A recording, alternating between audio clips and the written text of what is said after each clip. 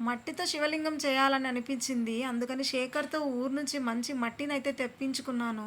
మట్టిని చూస్తేనే నాకు ఫస్ట్ అయితే గణపతి పప్పనే గుర్తొచ్చినాడు. చిన్నప్పుడంతా గణపతి పప్పని ఇలా మట్టి ముద్దలతో చేసేవాళ్ళం గదా! సో, ఇప్పుడు ఫస్ట్ టైమ్ ఇలా నేను శివయ్యని కూడా తయారు చేయడం అనేది నాకు చాలా సంతోషంగా అనిపిస్తుంది. చేస్తున్నంత సేపు ఆయన స్మరణలోనే ఉండిపోయాననమాట. నాకు ఇంట్లో ఏవైతే దగ్గరగా ఉన్నాయో వాటితోనే పూజ చేయాలని అనుకున్నాను. సో, నేను ఫస్ట్ అయితే నీళ్ళని తీసుకున్నాను. నీళ్ళంటే ఆయనకెంతో ఇష్టము. చాలా సంతోషపడిపోతాడు. తర్వాత కొబ్బరికాయకు పైన హోల్ పెట్టి కొబ్బరి నీళ్ళను కూడా నేను అభిషేకంగా చేశాననమాట. తర్వాత చిన్న చిన్న గ్రేప్స్ తీసుకొని గ్రేప్స్ అభిషేకం కూడా చేశాను. మంగళప్రదమైనటువంటి పసుపు, కుంకుమలు కూడా ఆ శివయ్యకు నమ ఆనందంగా శివాయ. సమర్పించాను.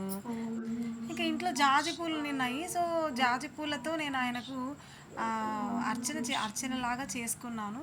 అన్నం వండి చల్లార్చి ఆ శివయ్యకు అన్నపూర్ణాదేవి కూడక అన్నాభిషేకాన్నయితే నేను చేశాననమాట. చూడండి, ఆయనకి ఇష్టమైనటువంటి త్రిదళం అంటే బిల్వపత్రిని కూడా ఆయనకు సమర్పించుకున్నాను. శివయ్యకు ముందు ఎవరుంటారు? నందీశ్వరుడు ఉంటారుగా. అందుకని నందీశ్వరుని కూడా పెట్టి పూజ చేసుకొని ఇలా శివయ్యను శివయ్య అంటూ పిలుస్తూ ఆయన్ను ఆరాధించానన్నమాట. నాకు నా చిన్న బాబుతో శివతాండవము, శివ పంచాక్షరి రెండింటిని చదివిపించాను. ఆయనకి ఇష్టమైనటువంటి రుద్రాక్ష మాలను కూడా ఆయనకు వేసి ఇలా పూజ చేసుకున్నాను.